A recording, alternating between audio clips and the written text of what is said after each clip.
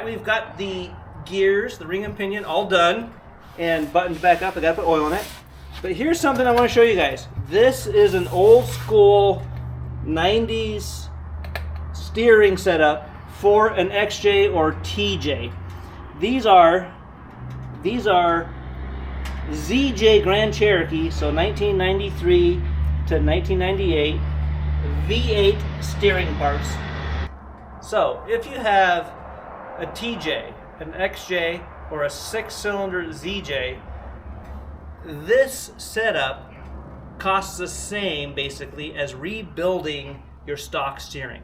The difference is these rods, especially this one, not only is it thicker diameter, it's solid steel. It's not a hollow tube. So these parts are heavy duty. These are all Moog. You might recall the Moog video clip I put in way early on about a box of Moog.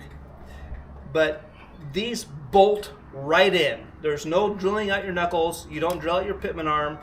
There's no Heim joints, noisy things. This is all good quality factory style parts that are much more heavy duty than the parts that came on your XJ or your TJ. So a good thing to consider, and this is what we're going with for 33-inch tires. So the way these work is like that. So they have to be tight enough to grab when you go this direction. It's like straight, sort of. Okay, well, let's tighten her down. Not bad. We're at the end of the thread, so we're probably a little off. We can adjust that later. We got it running and moving. Now we have to put more transmission oil in it. Yeah, I got pretty low because it kept dripping. It got the new drip.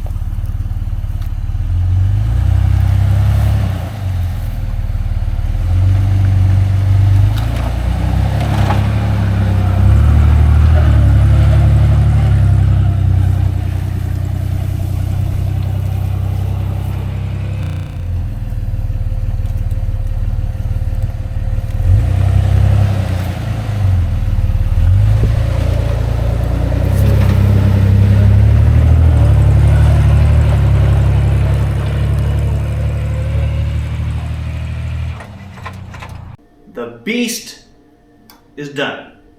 Now, Jeep builds are never done. And we have a leak here or there and a couple of things we'd like to add. We got to figure out how we're going to haul food, water, tools, kids, and this thing. So there's still some things to do, but the build list is checked off and complete. So it took us 3 months from start to finish to build the Beast. That includes cleaning up the entire motor bay, cleaning up the engine, getting rid of all the smog controls. It includes adding a new carburetor, getting the old one off, adding a new Weber, a new radiator, going through the hoses and the vacuum systems. We replaced the rear axle. We actually did an axle swap. We installed a Ford 9-inch, and that meant we had to rebuild the Ford 9-inch axle first, re-gear it, and then swap it in and figure out how to make that work. We replaced and rebuilt the suspension, front and rear. We totally rebuilt and sleeved the front axle, re-geared it, put in an Eaton True Track. We have found and installed ourselves new wheels and tires. We installed roll cage, 6-point roll cage, harnesses. We relocated the gas tank up inside the vehicle, and we just stripped the whole thing down. We got that all done too. In that same 3 months, we installed a new light and lock parking brake. We totally and completely rebuilt the transfer case. The kids took it all apart. We got new bearings and seals and put it back together. We installed a new fuel system and new gauges, and we even put in some new controls to start the Jeep, and we had to do that twice because I had to relocate them once the harnesses were in because I couldn't flip and reach the starter. All that in 3 months. So in 3 months we got all of that accomplished. If we had to, we could take it to the Beast Wars now. Don't want to fix out some bugs, but we could. We even built a front winch plate bumper-ish kind of thing. In addition to that, we built a trailer, or we rebuilt a trailer, and got it ready to go and haul this thing down there. So I think we're the first team done. We had a lot of help. The kids, as much as they argued and fight, were big helps, and they still are.